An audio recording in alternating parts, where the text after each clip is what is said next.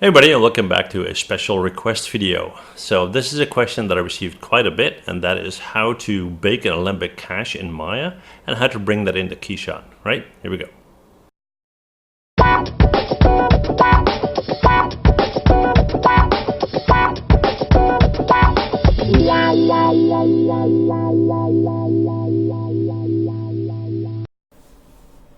Okay everybody, so we're in Maya 2019 and we're going to be talking about how you can bake an Alembic cache on an animation and export that out and use that in Keyshot, right? Now before we do that, I want to take a moment to thank my sponsor for this video. Keep in mind guys that without sponsors I cannot do any of these videos, so I show them some love, right? And the sponsor for this video is BenQ. Now they make professional grade monitors. I've been using their products for many years. If you know my intros, you've seen them sitting on my desk. So BenQ, thank you so much for sponsoring this video. There's a link below to them. Check out their products, right? Okay, so that said, today's video. So what we're going to do is we're going to set up a simulation using nCloth and a flag and some wind and whatnot, and we're going to take that into Keyshot and I'll show you how that works. All right. So let's set that up first. We're going to take a polygon plane. Let's hit R, scale that up and pull that out like so. And I want to make sure that I have enough subdivision so it looks cool. So I'm going to hit Control A to open up the editor. We're going to go in here and instead of 10 by 10 subdivision, let's do 30 by 30. Now depending on how powerful your system is, it might lag, but this should be fine for my system. I'm going to hit E to rotate, hold down J and flip that upwards like so. And this is going to be our flag, right? So let's close this down. What we're going to do next, we're going to go into the FX menu in the top left corner. Then we're going to go to nCloth, and with this selected, we're going to create nCloth. Now if I just were to hit play on this, it will fall straight down, as you will see. And there you go. So what we're going to do is we're going to jump back. We're going to select this guy. We're going to right click, go to vertex. And we're going to select that end row of vertices, right? Now with those selected, we're going to go up to end constraint and transform constraint. So now the flag wants to follow down, but these will hold the flag in place. So when I hit play and it falls down, as you can see, it's responding nicely, right? Okay, cool. Right, so now that we have that, what I want is for that to be baked at some point, but we're not quite there yet. So what we're going to do next is we're going to introduce a wind. So what we're going to do is we're going to select this guy. We're going to go up to fields and solvers. Let's go to air, open that up. We're going to create, let's get rid of this. We'll go to edit and reset. Let's create wind. That's what we want. We want wind speed here, so let's bump that up quite a bit. And the magnitude, we'll bump that up a little bit, and we're going to hit create. Let's see what happens, right? So we're going to hit play. And as you can see, it is definitely responding. In this case, it's blowing straight up. So what we're going to do is we're going to open up the attribute editor and let's see what's going on, right? So let's go to our outliner. Let's go in here. This is our air, and we have a direction. And as you can see, X, Y, and Z. Now Y is straight up. We don't want that. So we're going to set that to 0. And let's set that to X. All right.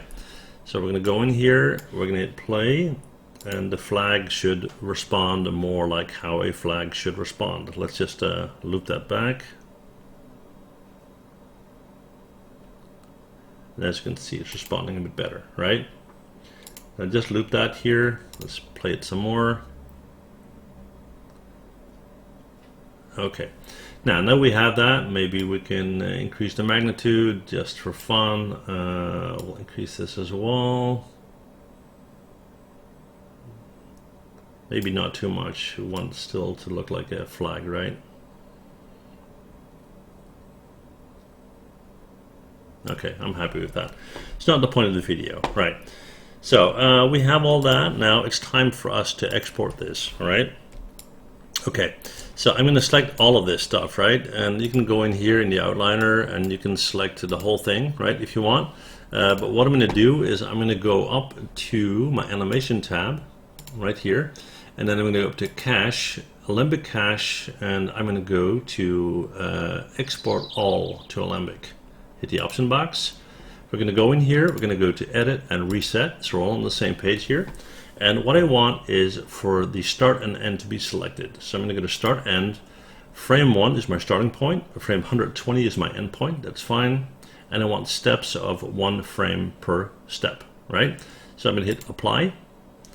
Then it's going to ask me where I want to export this. Let's call this, I don't know,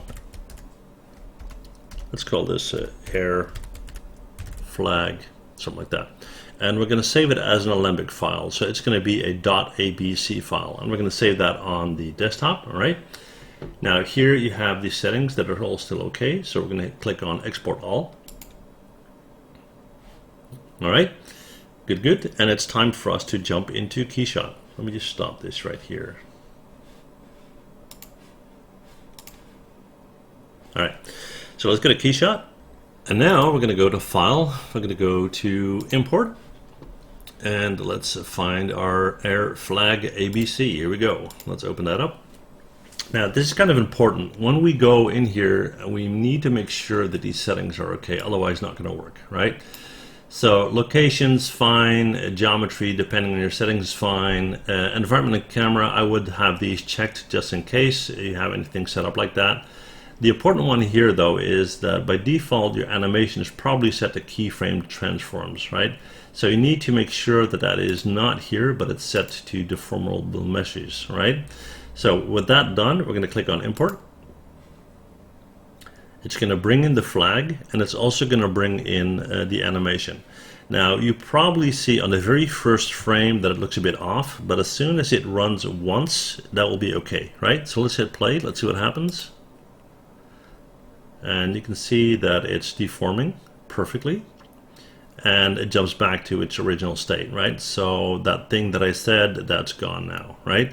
And the cool thing is you can now actually just go in here and add a material to it. So let's go in here, let's take a cloth, let's take, I don't know, let's take this in, why not? We can go in, we can put in the back plate. Let's do something like this. Maybe you want an environment to bring in for lighting purposes. And all of that works. Of course, it's going to slow everything down a little bit, but we're going to jump back. We're going to hit play. And as you can see, everything is still working perfectly. So that's all there's to it, guys. So hopefully that's helpful. Have fun with that and see you guys next time. Bye. Well, thanks for watching. And before you go, please hit that MH button to subscribe, okay? See you guys next time. Bye.